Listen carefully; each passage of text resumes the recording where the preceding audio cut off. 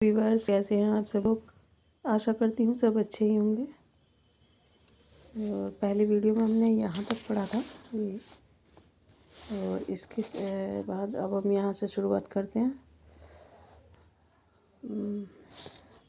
आपको हमारी वीडियो में पहली बात तो मैं ये पूछना चाहूँगी सब लोग से, क्या अगर आपको हमारी वीडियो अच्छी लगती हैं, मतलब आपको ये मनुस्मृति पढ़ना अच्छा लगता है, तो कमेंट ज़रूर कीजिए पढ़कर, और आगे जिससे हमारा थोड़ा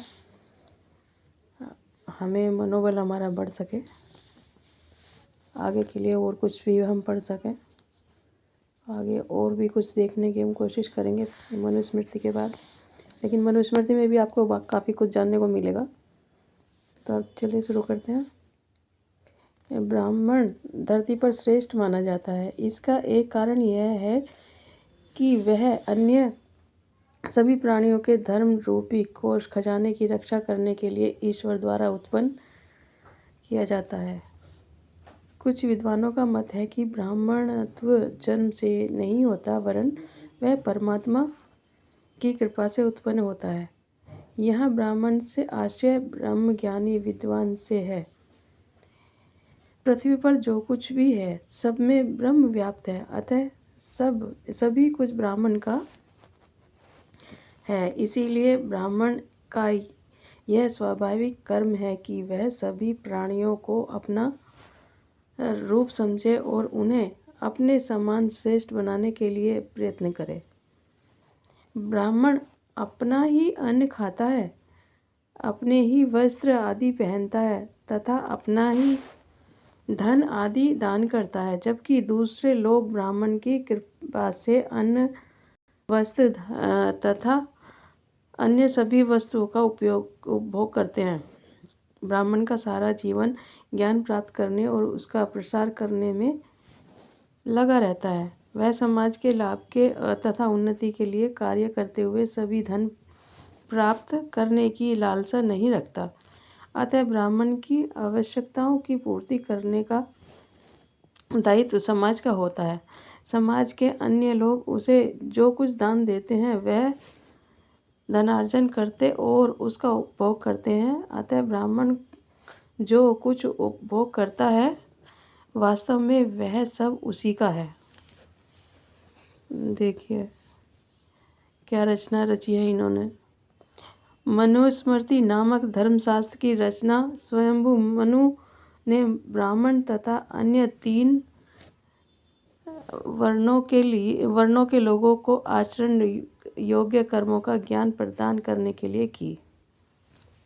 अभी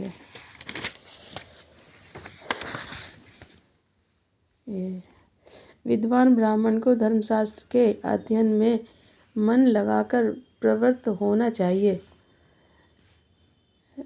इसे अपने शिष्यों को भी इस शास्त्र को पढ़ाना चाहिए, लेकिन किसी कुपात्र को इस धर्मशास्त्र का अध्ययन नहीं कराना चाहिए। अभिप्राय यह है कि यह धर्मशास्त्र उसी को पढ़ाना चाहिए जो सुपात्र हो। इस धर्मशास्त्र को पढ़ने तथा इसी के अनुसार आचरण करने वाला ब्राह्मण मानसिक, वाचिक और कायिक यानी कि मन, वचन और काया के दोषों से दूर रहने के कारण उनसे मुक्त हो जाता है। मन में काम, क्रोध, लोभ, मोह जागना और उनमें लिप्त होना मानसिक दोष माना जाता है। वाणी द्वारा झूठ बोलने, बुरे वचन कहने आदि को वाचिक दोष कहा जाता है। शरीर द्वारा चोरी, परस्त्री से संबंध बनाना, दूसरों को किसी प्रकार की हानि पहुंचाना कायिक दोष है। इस धर्मशास्त्र मनुस्मृति को पढ़ने वाला तथा इसके अनुसार आचरण करने वाला उपर्युक्त सभी दोषों से मुक्त हो जाता है। इस शास्त्र को पढ़ने वाला तथा इसी के अनुसार अपने जीवन को व्यतीत करने वाला ब्राह्मण अपनी 7 आगे और 7 पीछे की पीढ़ियों तक को पवित्र कर देता है। सत्पात्र होने के कारण उसमें पूरी पृथ्वी को ग्रहण करने की योग्यता आ जाती है।